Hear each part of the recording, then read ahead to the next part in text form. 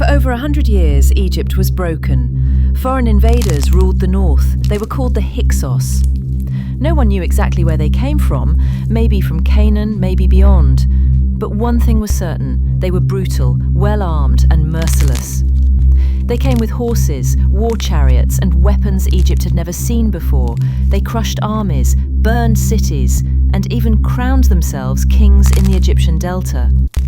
For the first time in history, Egypt was under foreign control, and the native pharaohs?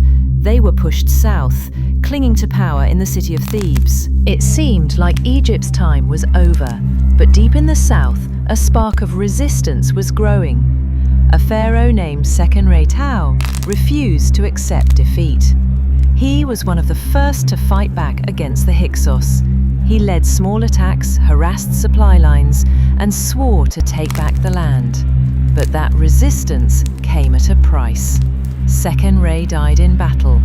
His skull, discovered thousands of years later, still shows the deep wounds he suffered. He gave his life for Egypt.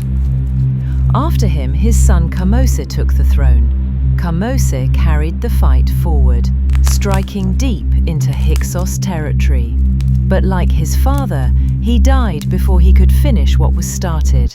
And so, the throne passed to a boy named Ahmose.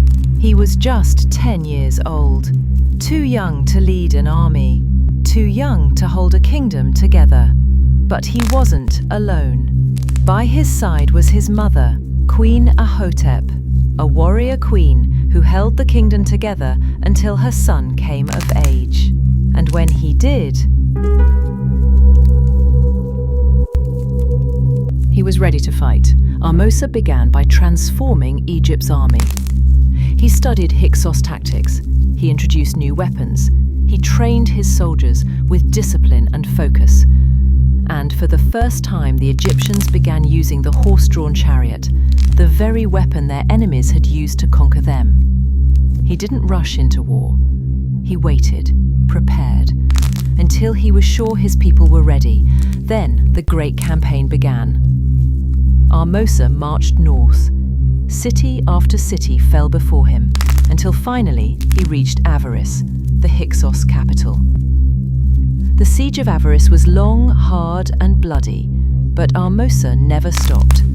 He ordered his men to cut off supplies, to build siege towers, to strike again and again until the city walls crumbled, and when they finally broke through, the Hyksos ran. But Ahmose didn't stop at victory. He chased them beyond Egypt's borders, into Canaan. He burned their fortresses, destroyed their armies. He wanted to send a message: never again. When the dust settled, Egypt was free, truly free. But Ahmose wasn't just a conqueror, he was a rebuilder.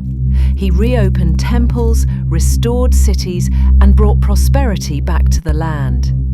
He gave power to the priests and honored his people. Trade returned, life returned, pride returned. Ahmose's reign marked the beginning of a new era, the New Kingdom. It was the age of greatness, of Hatshepsut, Thutmose, and Ramses. But none of them would have existed without him. Ahmose was more than a pharaoh. He was a liberator, a warrior, a legend. And though centuries have passed, his story still lives. In stone, in memory, in the soul of Egypt itself. He was the boy who rose from ruins to take back a nation. Ahmose, the pharaoh who freed Egypt.